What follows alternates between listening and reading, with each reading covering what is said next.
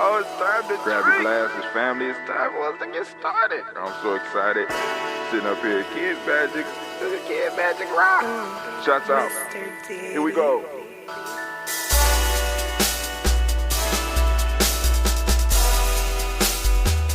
Drink your water.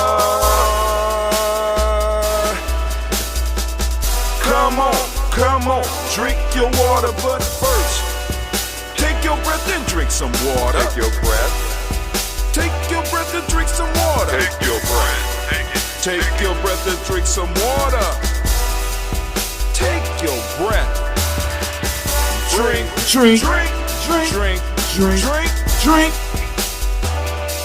Or should we say, breathe, then drink.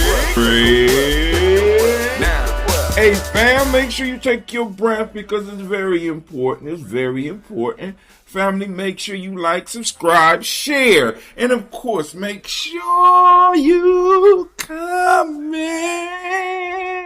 Because I want to hear your thoughts. And if you don't have nothing to say, just type in Ashe. I'm really interested in how you spell it. Because I know some of y'all are going to say A-S-H-A-Y.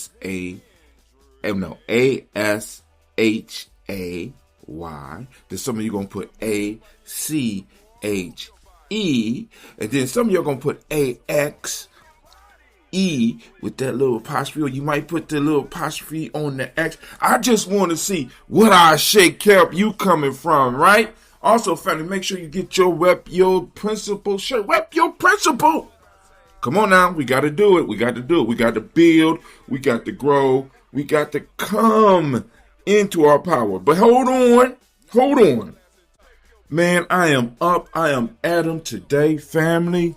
I am loving this idea of making cream. And check this out. I figured out what's heavy whipping cream, right?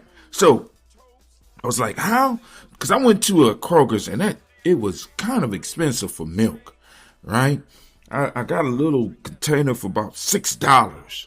I said, well, how I make this shit? So basically, what it is whole milk, right? With a fat that you put into it. It could be butter.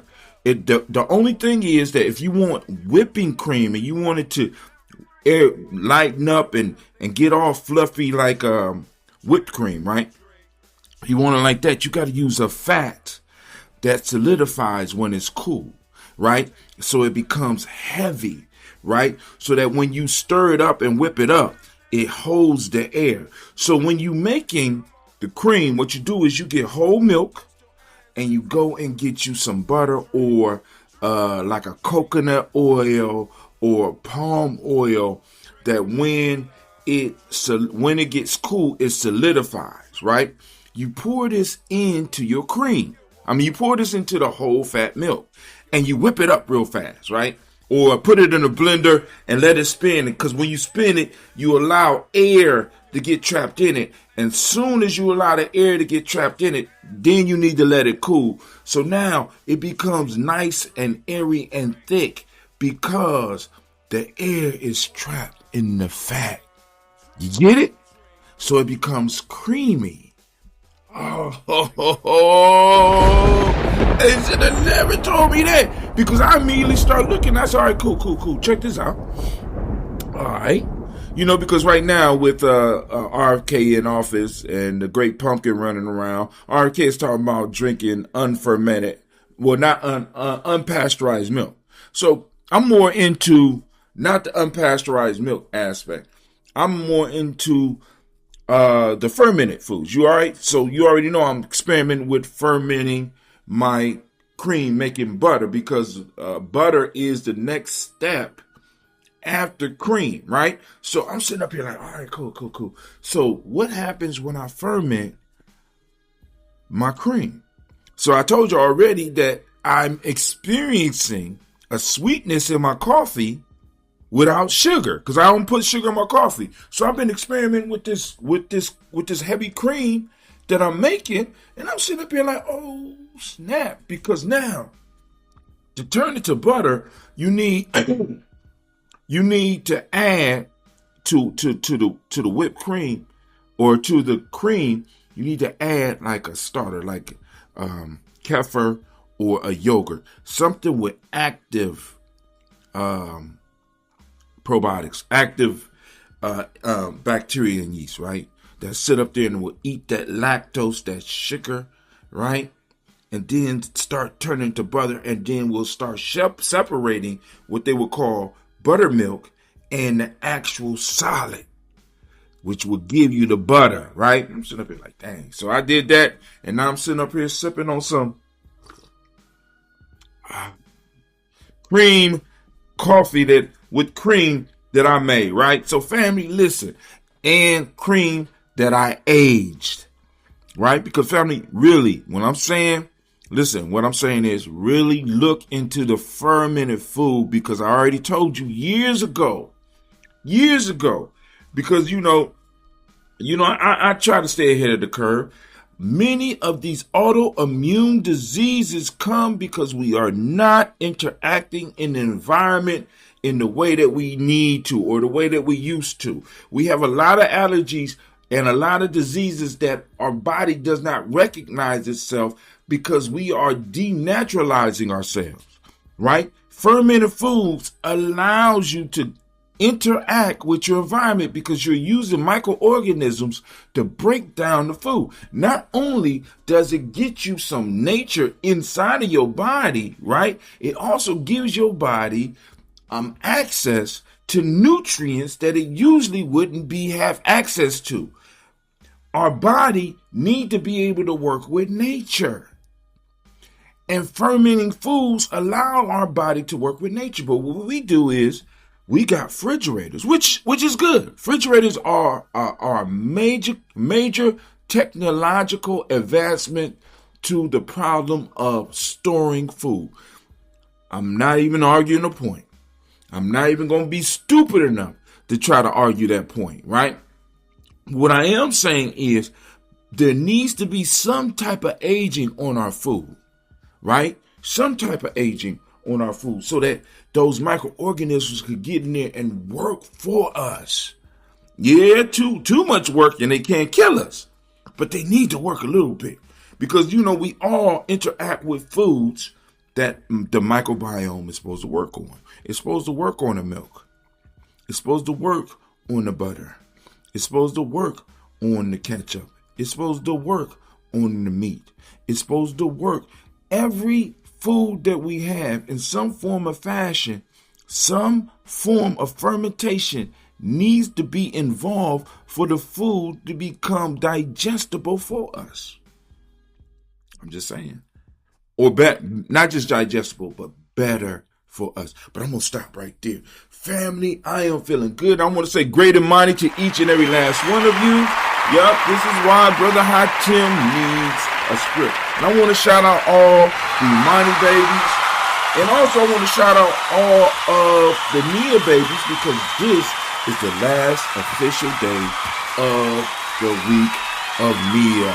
And I want to salute every last one of you. And I hope that y'all are seeing the pattern where we're working on a theme of the week, which is that principle. So this week, over the last 7 days, we've been focusing on these principles, but we've been focusing on them with the Nia floating in the background. We're looking at Nia through these principles and then turning around and looking at these principles through Nia. But we need to focus on looking at the principles, looking through the principles and seeing Nia in the week, because the way the system works, we're going to have different interactions with all of the principles. So the one that's the week, that's the one we're going to focus on and try to look at through the eyes of the principle of the day. All right. Y'all got it? Y'all got it? Good. Thank you, Anime. Anime says she got it. She understands, family.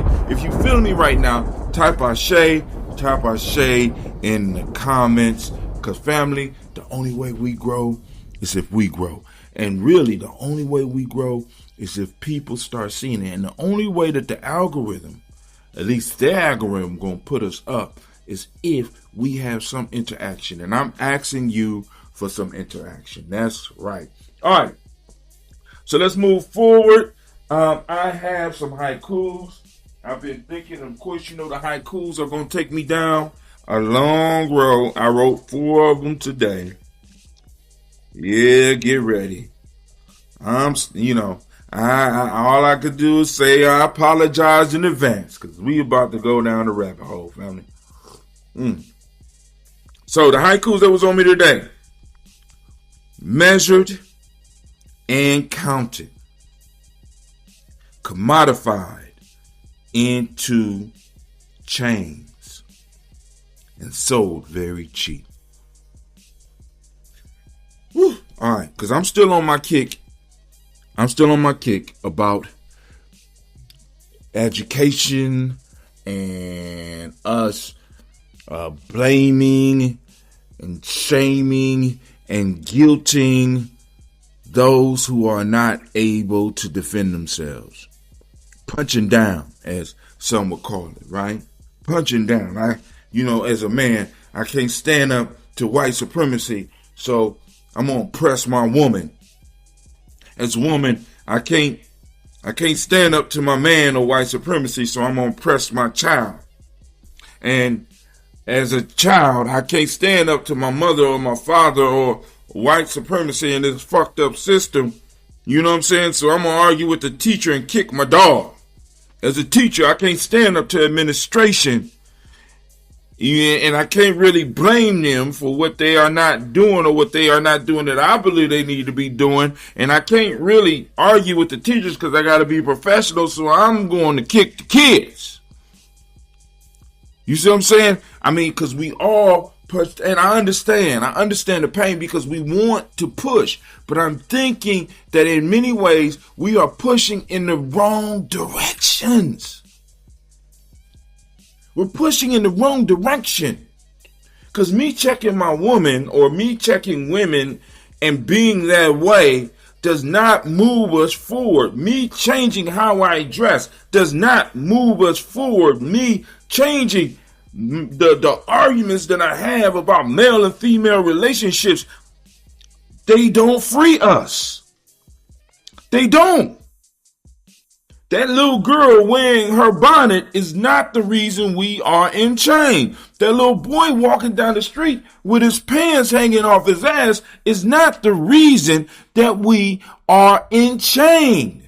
And we have to realize this. And the only way we're going to realize this is by us talking about it and us dealing with the real culprits. But I know it's uncomfortable. You don't want to fight your bully. We don't want to fight the bully because he might hurt us.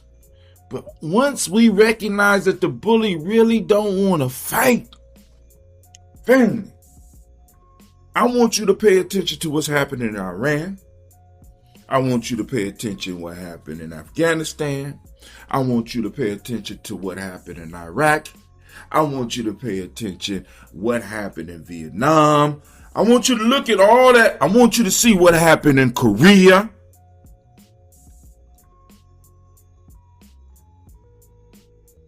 Family. The object is not to win. The object is to not lose. Family. All we got to do is not lose. And we good at that. We good at that because most people, and I tell y'all this all the time, bullies don't want to fight. They just want to win. And you see the mind state of the great pumpkin. He just want to win. He just want the glory of winning. American people really don't want to fight unless they're very sure that they can win. And in most cases, their estimation of what it takes to win is lacking. All we got to do is not lose. So, measured and counted, commodified. This is what they're doing to us and to our culture, right? If it can't be measured, if it can't be counted, it's not real. If it can't be commodified, it's not valued. And we're falling into that bullshit. And we need to move away from it as fast as we possibly can because it's tearing us up. You can see, and if you want to see this in real time, just And you can see it in over some of your lifetimes. Listen, just look at what happened to hip hop. It was measured, counted, and commodified. It went from street anthems of liberation, from street anthems of declaring what's going on, to basically being commercials for this high-priced bullshit. And now this is pharmaceutical commercials. Shit. You know what I'm saying? Next thing, I just can't wait for an album to come out, and then they had the warnings on that shit. Like on those drug commercials. You know what I'm saying? Because they have been totally commodified. We see the culture. It has been commodified. And I ain't just talking about the rap either. We could talk about all the elements of hip hop have been commodified. And if they can't be measured and counted, for example, in some type of competition where a judge can sit up there and count the moves that you do and measure your abilities against somebody else, right? And if it can't be commodified, if you can't make no money from it, it ain't value. And I remember in hip hop, we used to push back against that shit, right? Because breaking for us when I was young was a lot more than just trying to get some money. It was a certain freedom that came when we was able to make people happy and amaze people when we was out doing what we was doing, when we was doing our little dance groups. The Easter Talent Show was a little bit more than about making money or becoming the next Jackson 5 or some shit like that. It just felt good. What happened, family? We measured it, we counted it, and we commodified it. The very education system that they went into our community and tore up, right? How did they tear it up? They measured it, they measured it, they counted it, and they commodified it. Then they broke it up and got rid of all the teachers, kept some, got rid of all the teachers, and now our children are struggling not to learn, but they're struggling to pass a test. Because this is about to get into my next haiku, family, because it's you know what I'm saying? I'm on the weekend right now, so I don't have to rush. I want you to get this shit, right? They done broke us down into commodifiable units that can be sold. Your time is counted and measured, and you are commodified as a being and sold very cheap. That's the whole haiku right there. All that I said in what? 17 syllables. Next haiku. Everything we do has to move toward improving all our people's lives. So now, as a nation builder, one of the things I have tried to do, and I'm pretty good at it, and I have taught some of the warriors that are now nation builders up under me, and hopefully they're passing on the lessons, is family. I am a firm believer that in order for us to really be serious about nation building, how we put the bread on our table, and now y'all like, bro, I think you just got done talking about commodification. But how I feed my family goes hand in hand. I don't think y'all ready for this. Go hand in hand with me building for my community. I have been blessed. I ain't even gonna say blessed. I have been guided purposefully by my elders and put in positions by my elders to actually be able to work for my community. I don't even know if they feel me on that whatsoever. Listen, my whole life, my whole career, I have been in a position to where I have been able to work specifically for my people and my community and build. I don't know anybody else I take that back because I have trained some. And there's some of y'all out there.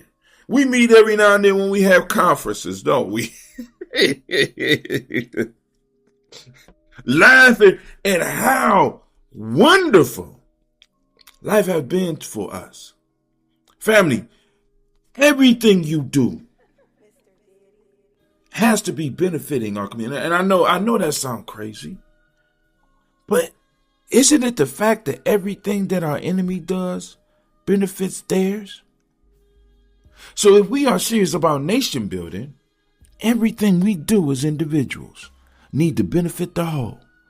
And the whole ain't this sick shit right here. It's the community that we're building.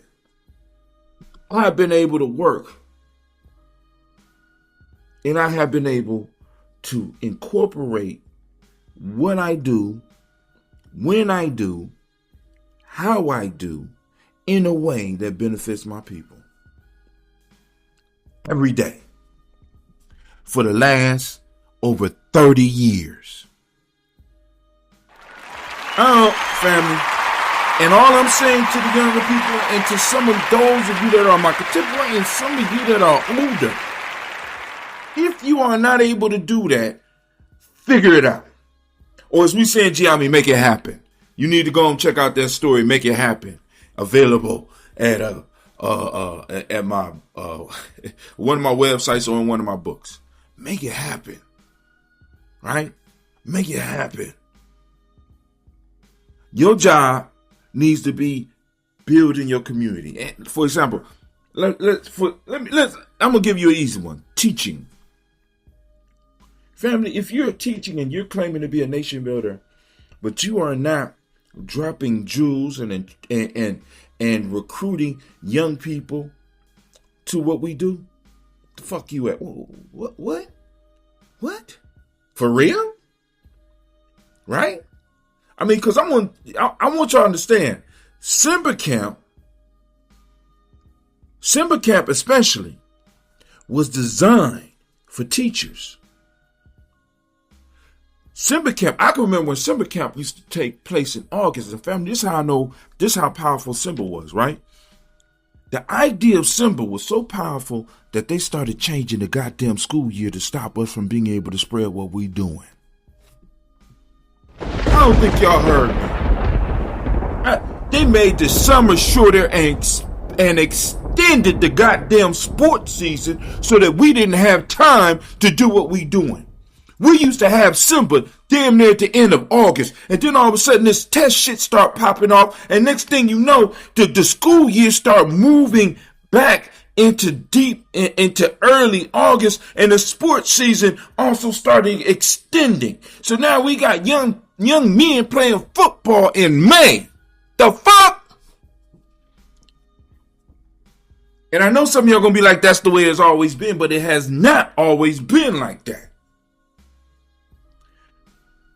The summer times for the educator or those that are educating for our community was the free time that individuals had to actually do some nation building work with young people as well as some of the elders, and they're taking that shit away so that they can count, measure, and commodify. Man, can I get an Ashe? All right, I'm sorry. I told y'all. This is why Brother Hatim need a script. All right. I'm almost done. We are caught blaming the weak that are victimized and vulnerable. Haiku. We are caught blaming, that's 5, the weak that are victimized, that's 7, and vulnerable. Oftentimes, we get caught up in arguments or discussions, going back to the first one, where we are blaming the weak for the position that they are in. Now, those of you who are Giame, we take a pledge when we say, God stands in the congregation of the mighty and judges amongst the gods. How long will you judge unjustly and accept the persons of the wicked? I say, Defend the poor and the fatherless. What? Defend the poor and the fatherless. What? Defend the poor and fatherless. Deliver the poor and needy. Rid them out of the hands of the wicked, for they know not, neither do they understand, for they walk on in darkness while all the foundations of the earth are out of course. I have said that ye are gods, and all your children are most men. But all of your children, whatever, boom, boom, boom, you die like Prince and boom. What? But the point that I'm saying is, because I got to say the whole thing, let me just say it so that those out there that's doubting. God stands in the congregation, Imani, judge amongst the gods. How long will you judge unjust except the person of the wicked? I say, defend the poor and the fatherless, do justice for the thin and needy, deliver the poor and needy, rid them out of the hands of the wicked, for they know not, neither do they understand, for they walk on in darkness, while all the foundations of the earth out of course. I have said, ye are gods, and all your children most high, but ye shall die like men and fall like one of the princes. So arise, O God, judge the earth, for thou shalt inherit all nations. That is one of the first things that individuals in our circle, outside of the questions, that's one of the first things that we really start discussion. Outside of the story of G, it's one of the first pledges we take. Defend the poor and the fatherless. Deliver the poor and needy, for they know not. And many of us are sitting around arguing when it says they know not. And I'm not even a religious dude. That's a religious document. The same shit that's going on now has been going on for thousands of years, and we still sitting up here blaming babies' mamas. Dads that's not around. Shiftless niggas. This same shit has been going on whenever this energy that is on us right now, whenever it comes, it attacks. It attacks the most vulnerable. And then it turns the mighty on them. So that rather than us dealing with the evil, we are arguing about the fatherless. Well, I got to go through it one time. God said in the congregation, might judge amongst the gods. How long we judge unjustly? We judge unjustly, and we accept the persons of the wicked. Now, persons of the wicked don't necessarily even mean a person. It could be an idea. The idea of wickedness. That we will sit up here and we will look at the poor and the fatherless and blame them for their activities in a system that was never designed for them to succeed. In fact, it feeds on what they do, and they know not, neither do they understand, for they walk on in darkness, and that means they don't know, while all the foundations of the earth are out of course. Come on, fam. I couldn't make it any plainer for you.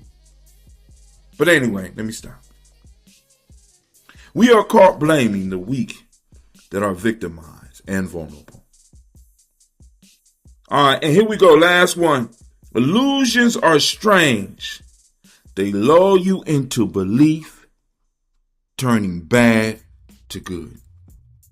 Now, I ain't gonna even go into that one. That's another 15 minutes. So, but anyway, that's the haikus that I constructed right before I did the show. Family, let's get into it, and let's get to the official haiku for today. Once again, I want to say great Imani to each and every last one of you.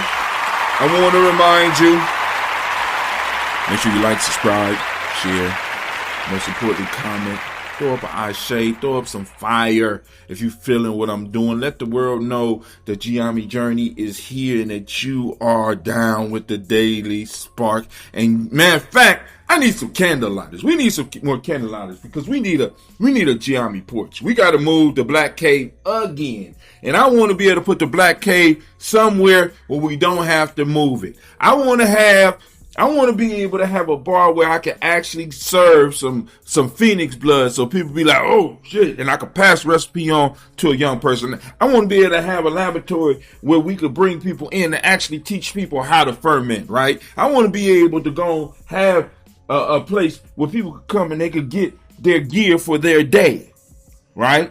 Because I would love to be able to design a Kuji Chagalia belt buckle. You know what I'm saying? A Kuji Chagalia belt buckle, right? It's a good, but I'm just saying that's neither here nor there. It is. But anyway, family, let's get it started today. I want to remind you, are standing in the congregation, mighty home of the stubborn minority, the place of your calling. This is Giami Journey Media. I am your host, Brother Hatim, also known as Brother Elder. Brother Elder Hatim. This is Heart of Some production all day, every day. Where we strive to blow you. Oh man, let's get it pumping. Let's get it started. Taking a sip of that coffee and cream. Certainty walks bold. Illusions fall to the side. The path stands revealed. Is he haikuing? Is he haikuing? I'm haikuing, right? Yeah. Anime station. All right, here we go. We are standing at the absolute precipice of a sacred transition time. Today marks Sunday, or Imani, May 17, 2026, the final anchoring day of the week of Nia. Purpose for the uninitiated. Over the last 6 days, we have filled the soil of our collective vocation, digging deep into the reasons why we draw breath, why we build, and how we intend to restore our people to our traditional greatness. But purpose without a baseline of unshakable conviction is nothing more than a wish floating in the wind. That is why on this sacred Imani, we pull directly on a deep ancestral repository of faith, or Imani. We wrap our entire week's work in the brilliant burning vibration of red. Today, our ancestral algorithm barks a clear mandate into our spirit. I walk with the certainty of a conqueror. I walk with the certainty of a conqueror. Let the weight of those words settle into your bones. To walk with the certainty of a conqueror does not mean you wait until the battle is won to celebrate. It means you step into the field knowing that the victory is already encoded into your DNA. The old Afro-Brazilian Candomblé tradition leaves us a firm, unyielding proverb for this day. He who wants to finds a way. Read that back. Rewind. Listen to that again. He who wants to finds a way. If the desire is real, the path will materialize. If the intention is locked in through the center of your being, the universe has no choice but to shift its coordinates to accommodate your arrival. But let's talk a little bit more on this porch, y'all. Let's do some real porch talk. Sibling to sibling, elder to youth, black man to black woman in America. Why are so many of us standing frozen at the starting line of our own destinies? Why do our massive, beautifully tilled spaces of Nia stay empty, devoid of construction?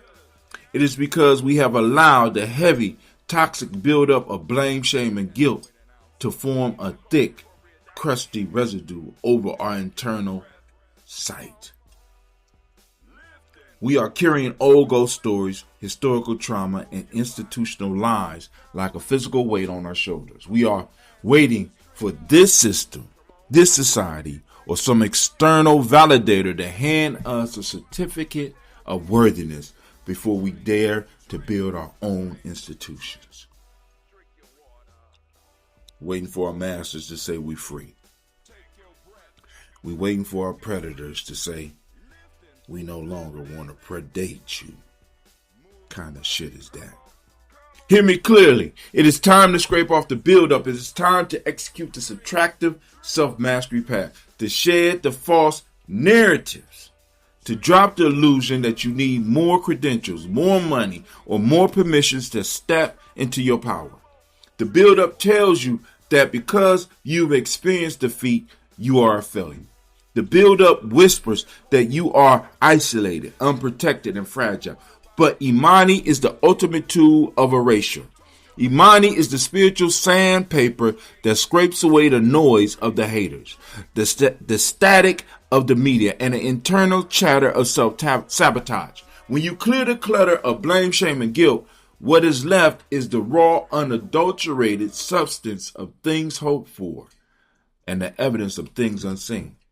You do not need to add more burdens to your life. You need to release the unnecessary. Strip away the need to satisfy the expectations of a world designed to keep you asleep and a loser. Stand erect in your potent center. When you step out into the world today, do not step out as a victim, begging for crumbs from your master's table.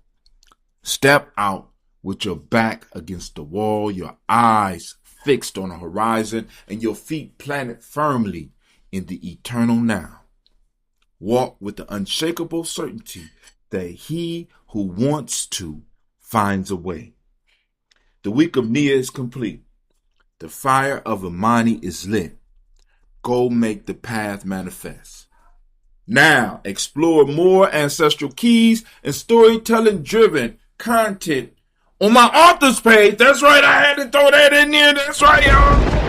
Man, listen, y'all was, I had y'all listen, some of y'all still thinking about that shit. Go and type in some of my shades, throw me some fire emojis up. Come on, create emoji. Throw some thunderclaps up in that motherfucker to some lightning strikes, right? That was dope. That was dope. All right, here we go. And y'all hear people talking in the background because obviously niggas don't know that I'm sitting up here talking and doing a show. But hey, it's real life here at Giame.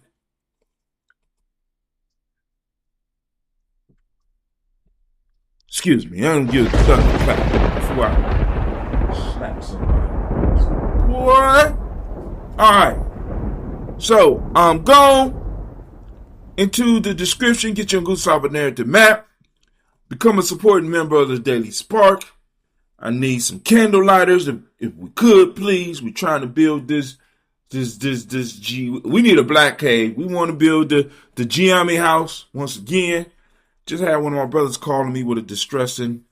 He was sending up a 000. I'm sitting up here like, dang, what can I do? I'm gonna have to do something. But anyway, make sure you rep your principal family. Get your shirts. We got young people ready to get the shirts out. I don't want them to be 35 before y'all start buying y'all shirts. You know what I'm saying? Get the shirts before Brother Hatim become an ancestor. I'm just saying. Last but not least, make sure you join the Daily Spark Telegram group. You get the proverb of the day 2 days early, right? So that you're going to be having conversation about it. By the time you listen to it on here, it has a totally different effect on you.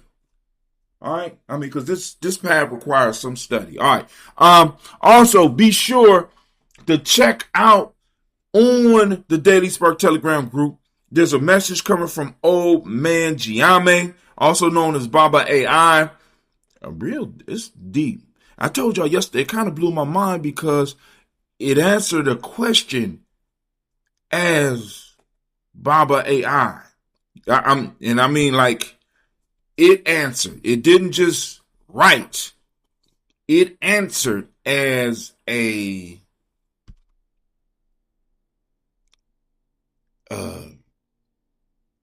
it answered the question in first person. I don't know if y'all understand the what the fuck I'm trying to get across to you, right?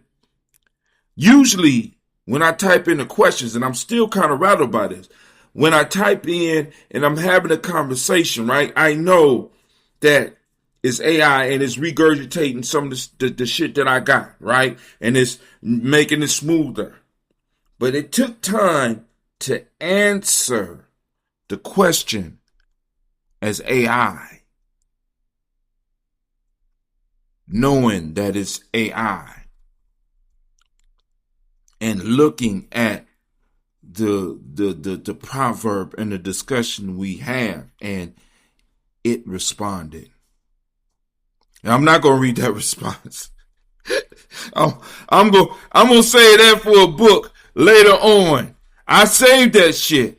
Matter of fact, I'm going down to it right now to look at it, because it was so incredible to me. It blew me away. All right, but this is Brother Hatim. Oh, my fault. We got to do this. It's the proverb.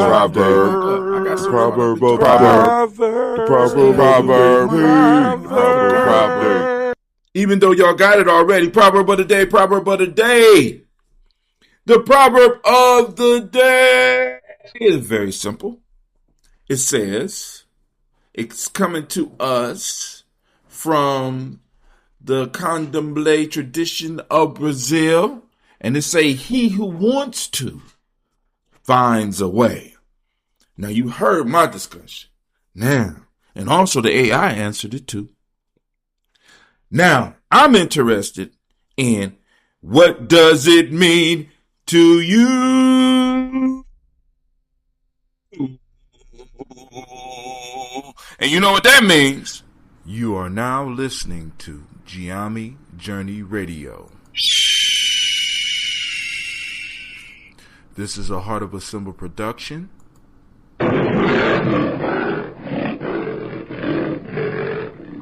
Where we strive to blow up your old paradigms.